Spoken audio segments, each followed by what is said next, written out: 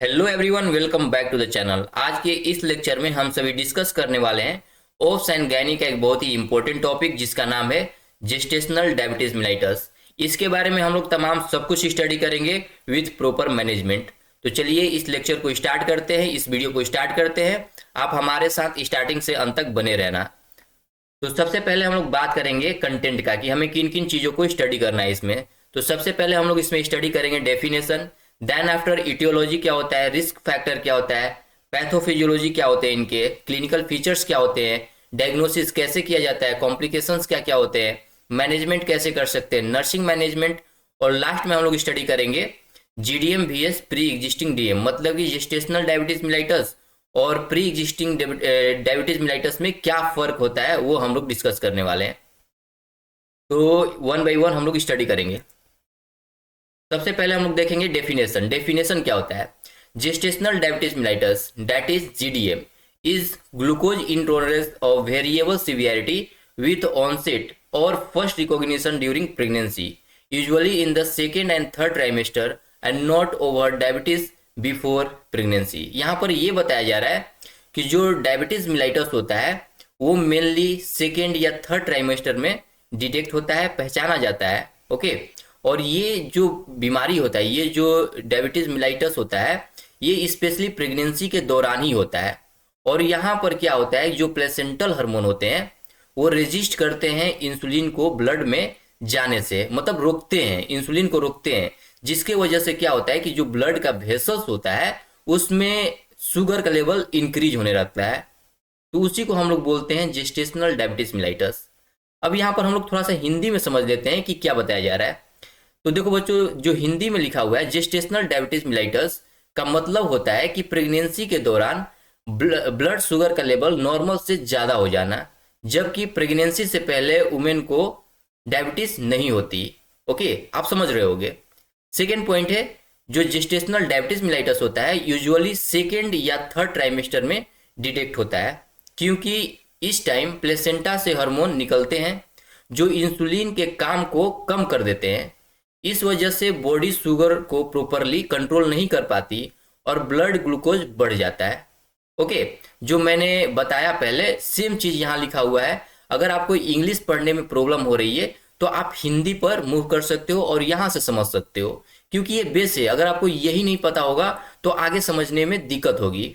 ठीक, तो इसे आप आगे हम लोग बात करेंगे।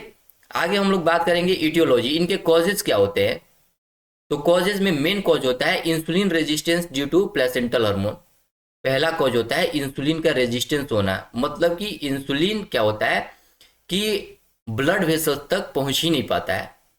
ओके, जो आपका पैनक्रिया इंसुलिन बनाता है, इंसुलिन अगर मान लीजिए बन भी रहा है तो ब्लड वेसल्स तक नहीं पहुंच रहा है, जिसके वजह से ब्लड वेसल्स में शुगर का लेवल बढ़ते ही जा रहा है, बढ़ते ही जा रहा है। क्योंकि क्या करता है इंसुलिन, ब्लड में शुगर जो होते हैं उसको कंट्रोल करने का काम करता है।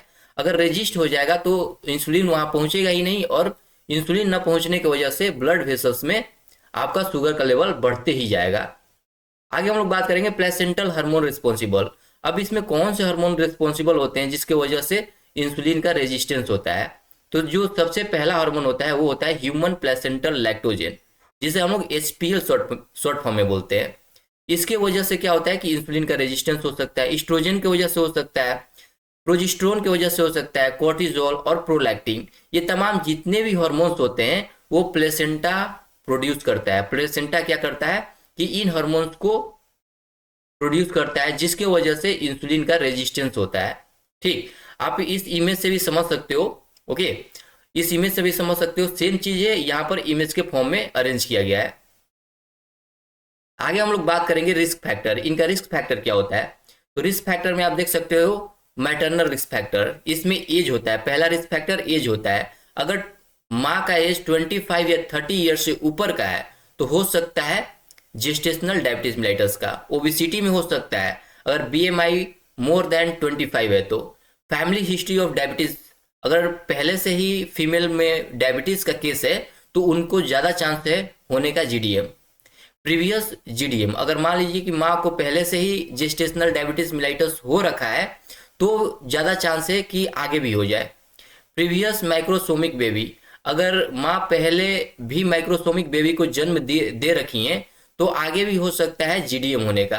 पीकोस में हो सकता है, मतलब कि पॉलीसिस्टिक ओवेरियन सिंड्रोम में हो सकता है।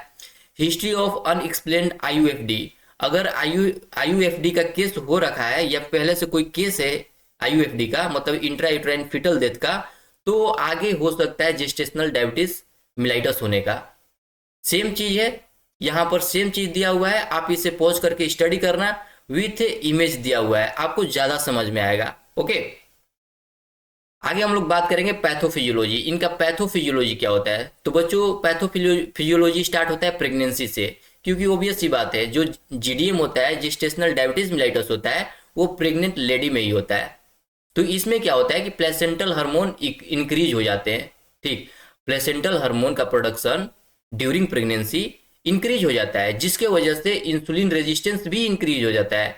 इंसुलिन रेजिस्टेंस का मतलब होता है इंसुलिन के प्रोडक्शन बंद हो जाना, कम हो जाना, धीरे धीरे होना। ओके, तो जिसके वजह से क्या होता है कि pancreas fails to increase insulin adequately. अगर मान लीजिए कि इंसुलिन का रेजिस्टेंस हो जाएगा तो पैनक्रिया जो होता है वो ज़्यादा से ज़्यादा मात्रा में इंसुलिन को प्रोड्यूस ही नहीं कर पाएगा, और प्रोड्यूस नहीं कर पाएगा तो मैटरनल हाइपरग्लाइसीमिया होने लगेगा। माँ के ब्लड वेसल्स में ग्लूकोज का लेवल धीरे धीरे बढ़ने लगेगा। क्यों बढ़ रहा है ग्लूकोज का लेवल? क्योंकि जो इंसुलिन होता है, अगर इंसुलिन का प्रोडक्शन ही कम हो गया, धीरे हो गया, हो ही नहीं रहा है, तो इंसुलिन ब्लड वेसल्स में जाएगा ही नहीं। अगर ब्लड वेसल्स में नहीं जाएगा तो धीरे धीरे जो शुगर लेवल है ब्लड में वो बढ़ने लगेगा, क्योंकि इंसुलिन क्या करता है? शुगर को न्यूट्रलाइज करता है, कम करता है, बैलेंस करने का काम करता है। अगर ये सब नहीं होगा तो मैटरनल हाइपरग्लाइसीमिया का सिचुएशन बढ़ जाएगा। फिर उसके बाद क्या होगा? Glucose crosses placenta. अगर मान लीजिए कि माँ के बॉडी में शुगर का लेवल बढ़ गया है तो धीरे धीरे ये प्लेसेंटा में भी क्रॉस होने लगेगा, प्लेसेंटा तक पहुंचने लगेगा, क्योंकि ब्लड के थ्रू प्लेसेंटा तक पहुंचेगा, और धीरे धीरे क्या होगा? फीटल हाइपरग्लाइसीमिया, मतलब कि फीटस को भी हाइपरग्लाइसीमिया होने स्टार्ट हो जाएगा, जिसके वजह से फीटल पैनक्रिया ज्यादा अमाउंट में इंसुलिन को प्रोड्यूस करने लगेगा, और धीरे धीरे माइक्रोसोमिया प्लस कॉम्प्लिकेशंस होने के चांसेस बढ़ जाएंगे। माइक्रोसोमिया मतलब होता है कि बेबी का वेट मोर देन 4 केजी हो सकता है, 4 केजी तक हो सकता है। ठीक, तो ये हुआ आपका प्रॉपर पैथोफिजियोलॉजी। आई होप कि पैथोफिजियोलॉजी आपको समझ में आया होगा। अगर कोई भी डाउट है तो आप कमेंट में पुट कर सकते हो क्वेश्चन। ओके, और यहाँ पर स्टेप्स दिए गए हैं। अगर मान लीजिए कि आपको यहाँ से नहीं समझ में आया तो इस स्टेप को आप फॉलो करना, आपको बहुत ही इजी वे में समझ में आ जाएगा।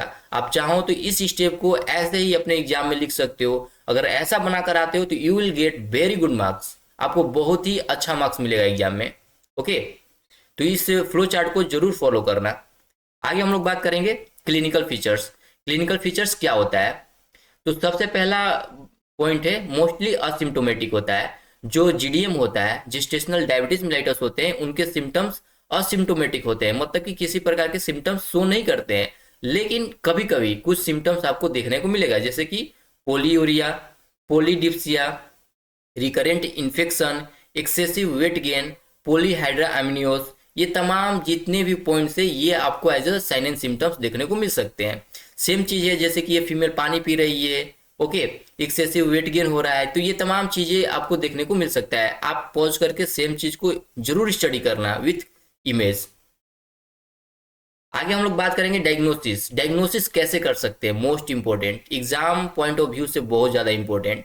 देखो बच्चों, यहाँ पर कुछ चीजें मैंने हिंदी में इंक्लूड किया गया है ताकि आपको समझने में इजी रहे, आपको कोई भी दिक्कत ना हो, इसलिए यहाँ पर हिंदी में पुट किया गया है कुछ इमेजेस। तो देखिए, सबसे पहला डायग्नोसिस होता है ओरल ग्लूकोज टॉलरेंस टेस्ट, जिसे हम लोग OGTT बोलते हैं। फिर आप fasting and post prandial blood sugar test करा सकते हो, HbA1c टेस्ट आप करा सकते हो। ये तमाम टेस्ट से हमें पता चलता है कि फीमेल में ग्लूकोज का लेवल बढ़ा है या घटा है। ओके, तो ये टेस्ट को हम लोग थोड़ा सा और डिटेल में जाने का कोशिश करते हैं। तो ये है आपका यूनिवर्सल स्क्रीनिंग ऑफ जीडीएम। मतलब कि यूनिवर्सल स्क्रीनिंग क्या होता है?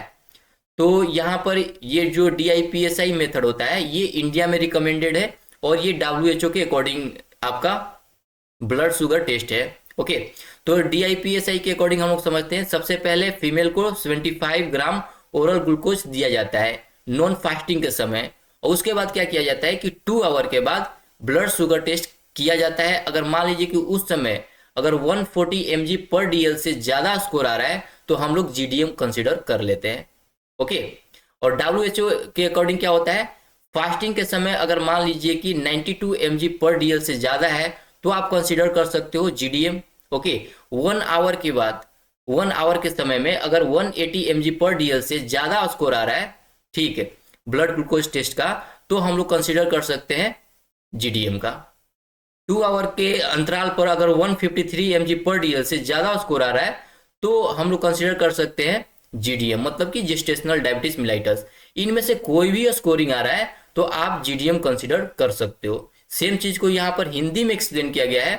अगर आपको इंग्लिश में समझ में नहीं आता है तो आप इसे एक बार जरूर पढ़ना, आपको बहुत ही ईजी वे में सब कुछ क्लियर हो जाएगा। पॉज करके जरूर पढ़ना है। आगे हम लोग बात करेंगे कॉम्प्लिकेशंस, क्या क्या कॉम्प्लिकेशंस हो सकते हैं। तो ये एक साइड मैटरनल कॉम्प्लिकेशंस है, एक साइड फीटल कॉम्प्लिकेशंस है।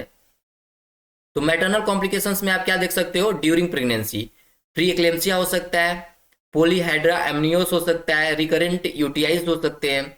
ड्यूरिंग लेबर क्या हो सकता है, सोल्जर डिस्टोसिया हो सकता है, बर्थ इंजरीज हो सकते हैं। आफ्टर प्रेगनेंसी क्या हो सकता है, टाइप 2 डायबिटीज मिलाइटस हो सकता है, और ये फ्यूचर रिस्क है, फ्यूचर में मेंटेन रह सकता है। तो ये तमाम कॉम्प्लिकेशन मैटरनल कॉम्प्लिकेशंस शो हो सकते हैं। फीटल कॉम्प्लिकेशंस में आप क्या देख सकते हो, एंटीनेटल के समय माइक्रोसोमिया हो सकता है, IUFD हो सकता है। नियोनेटल के समय क्या हो सकता है, हाइपोग्लाइसेमिया हो सकता है, रेस्पिरेटरी डिस्ट्रेस सिंड्रोम हो सकता है, हाइपोकैल्सीमिया हो सकता है, बर्थ ट्रॉमा हो सकता है। ये तमाम फीटल कॉम्प्लिकेशंस है। आगे हम लोग बात करेंगे management. Management is most important. Management भी यहाँ पर तीन टाइप से, न्यूट्रिशनल, एक्सरसाइज और इंसुलिन थेरेपी। तो चलिए वन बाय वन हम लोग समझने का कोशिश करते हैं। तो मेडिकल न्यूट्रिशनल थेरेपी जो कि फर्स्ट लाइन होता है, इसमें आप क्या करोगे, स्मॉल फ्रीक्वेंट मील प्रोवाइड कर सकते हो, लो ग्लाइसेमिक इंडेक्स डाइट आप प्रोवाइड कर सकते हो, adequate protein and fibre provide कर सकते हो, अवॉइड कर सकते हो रिफाइंड शुगर को। एक्सरसाइज भी कराना जरूरी है। एक्सरसाइज में आप क्या कराओगे, 30 मिनट ब्रिस्क वॉकिंग डेली आप करा सकते हो, पोस्ट मील एक्टिविटीज करा सकते हो आप। ओके, अब देखो यहाँ पर ब्लड ग्लूकोज मॉनिटरिंग ये करना बहुत जरूरी है। ओके, फास्टिंग के दौरान अगर 95 से नीचे 95 mg पर DL से नीचे ही रहना चाहिए। ओके, अगर इससे ऊपर जा रहा है तो हम लोग GDM को कंसिडर कर सकते हैं। 2 आवर पोस्ट प्रेंडियल, मतलब कि आफ्टर ईटिंग 120 mg पर DL से कम ही स्कोर होना चाहिए। ठीक, अगर मान लीजिए कि अब देखिए इंसुलिन थेरेपी ये लास्ट फेज होता है जिसमें कि if diet and exercise fail, अगर डाइट और एक्सरसाइज दोनों ही फेल हो गया तो उस सिचुएशन में हम लोग क्या देते हैं, इंसुलिन थेरेपी प्रोवाइड करते हैं। Insulin is the drug of choice. Okay, oral hypoglycaemic drug भी आप दे सकते हो, लेकिन इसका लिमिटेड यूज ही करना जरूरी है। इसमें आप मेटफॉर्मिन दे सकते हो, लेकिन अंडर सुपरविजन, डॉक्टर और नर्स के सुपरविजन में ही ये ड्रग देना जरूरी है। आगे हम लोग बात करेंगे, देखिए ये जो इमेज दिख रहा है यहाँ पर, जो हमने प्रीवियसली मैनेजमेंट स्टडी किया उसी का वन शॉट में यहाँ पर सारे पॉइंट्स इंक्लूड किए गए हैं विथ प्रॉपर इमेज। तो आप इसे एक बार पॉज करके जरूर स्टडी करना, ये आपके लिए है। आगे हम लोग बात करेंगे नर्सिंग मैनेजमेंट। नर्सिंग मैनेजमेंट में आप क्या देख सकते हो, असेसमेंट में आप क्या करोगे, मॉनिटरिंग ब्लड ग्लूकोज को हमेशा ही मॉनिटर करते रहना है। ऑब्जर्व मैटरनल वेट गेन को ऑब्जर्व करना है। फीटल मूवमेंट को काउंट करने हैं। ओके, इंटरवेंशन में आप क्या करोगे, एजुकेट डाइट एंड एक्सरसाइज से रिगार्डिंग आप एजुकेट करोगे माँ को, फैमिली को। इंसुलिन एडमिनिस्ट्रेशन टीचिंग, मतलब कि आप टीच करोगे कि इंसुलिन को एडमिनिस्टर कैसे करना है, माँ को आप बताओगे। मॉनिटर फीटल वेलबींग को आप मॉनिटर करोगे। इमोशनल सपोर्ट प्रोवाइड करोगे। ओके, हेल्थ एजुकेशन में आप क्या कर सकते हो, इंपॉर्टेंस ऑफ फॉलोअप बता सकते हो, लाइफ स्टाइल चेंजेस के बारे में आप बता सकते हो, ब्रेस्ट फीडिंग बेनिफिट्स के बारे में आप बता सकते हो। तमाम बहुत सारे पॉइंट्स है, आप हेल्थ एजुकेशन में माँ को प्रोवाइड कर सकते हो। आप अपने अकॉर्डिंग भी ऐड कर सकते हो पॉइंट्स। आगे हम लोग बात करेंगे difference between GDM vs pre existing diabetes. तो मतलब कि जेस्टेशनल डायबिटीज मिलाइटस और प्री एग्जिस्टिंग डायबिटीज में क्या अंतर है। तो इस साइड आपको फीचर दिखेगा, देन आफ्टर GDM ये दिखेगा, GDM के पॉइंट हैं, ये आपके प्री एग्जिस्टिंग DM के पॉइंट्स है। तो ऑनसेट ड्यूरिंग प्रेगनेंसी, GDM कब होता है, जेस्टेशनल डायबिटीज मिलाइटस कब होता है, ड्यूरिंग प्रेगनेंसी ही होता है। ओके। और जो प्री एग्जिस्टिंग डीएम होते हैं वो बिफोर प्रेगनेंसी, प्रेगनेंसी से पहले से ही हुए होते हैं। अब कॉन्जेनाइटल एनोमलीज जो जीडीएम में होता है ये रेयर होता है, थोड़े बहुत हो सकते हैं, बट प्री एग्जिस्टिंग डीएम में कॉमन होते हैं, इसमें ज़्यादा चांस होता है होने का। पोस्टपार्टम यूजुअली रिजॉल्व, जो जीडीएम होता है यूजुअली रिजॉल्व हो जाता है आफ्टर पोस्ट, मतलब कि डिलीवरी, बच्चे की डिलीवरी होने के बाद ये खुद ब खुद ठीक हो जाता है। बट जो प्री एग्जिस्टिंग डीएम होते हैं ये परसिस्ट होते हैं, ये फ्यूचर तक मेंटेन रहते हैं। ओके, तो ये तमाम डिफरेंस होते हैं। आई होप कि ये लेक्चर आपको पसंद आया होगा, आपको अंडरस्टैंड हुआ होगा। अगर आप टोटली अच्छे से समझ गए हो तो इस वीडियो को जरूर लाइक करें, और ऐसे तमाम और वीडियो देखने के लिए आप प्लेलिस्ट में विजिट करके वहां से सारे वीडियो को जरूर देखें। वहां पर लेक्चर बाय लेक्चर सारे डिजीज कंडीशन आपको अपलोड हुए दिखेंगे। आई होप, अगर कोई भी क्वेरी है तो आप कमेंट में जरूर पूछना। Thank you.